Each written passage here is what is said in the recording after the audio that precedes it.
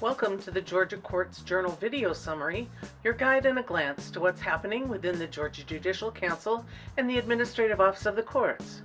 Judges Richard Waters and Judson Green and Chief Judge Donald Gillis attended a child support calculator training in Dublin, Georgia, with AOC staffers Elaine Johnson and Pat Bonadono. U.S. District Court Judge Tripp Self, formerly of the Court of Appeals of Georgia, spoke to the JCAOC staff at its April all-staff meeting. The Judicial Council met on April 27th.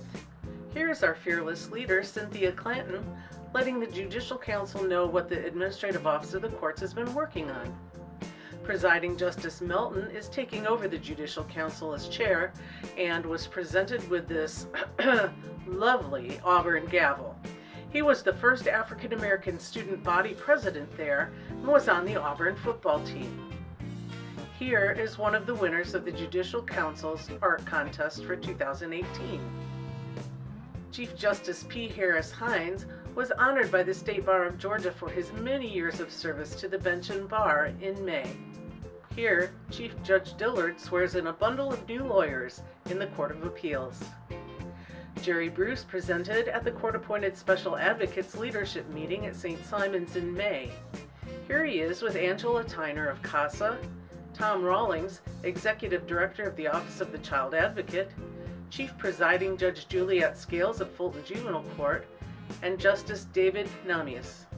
On May 25th, the Judicial Council's Access to Fairness Committee sponsored a Georgia Reflections on Access and Fairness in the Courts, Engaging the Faith Community Summit. It was held at the Center for Civil and Human Rights. Here, Tabitha Ponder poses with attorney Troy Hendrick under a magnificent image of Martin Luther King Jr. Justice Carol W. Hunstein welcomes attendees to the summit, and Justice Benham gave a call to action to the community's faith leaders. Doug Amar, Executive Director of the Georgia Justice Project, presented on restriction and expungement of criminal records.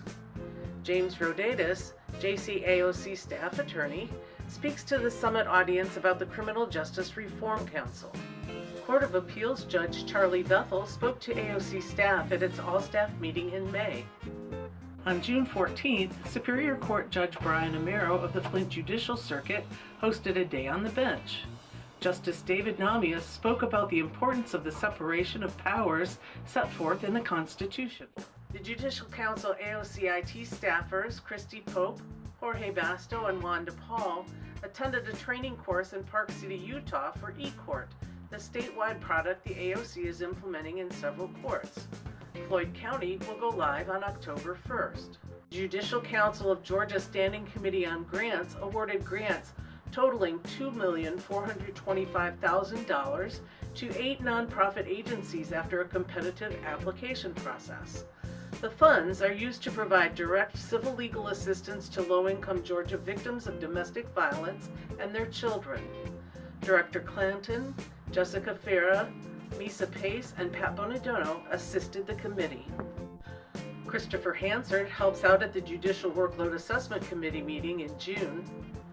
Michelle Barkley visited Troup County to assist Juvenile Judge Michael Key with interviews of parent attorneys, something J4C is being asked to do more of.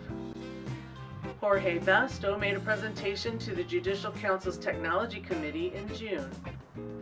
We said goodbye to Mike Caccaro on July 17th. Presiding Justice Melton stopped by to offer his best wishes as Mike starts his new position as Director of the Courts in San Jose. The JCAOC's Budget Director, Malia Wilson, presented at the Judicial Council Budget Committee meeting. And here's a picture of the progress on the new judicial building as of July 2018.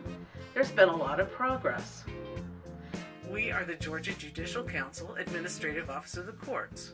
What can we do to help you?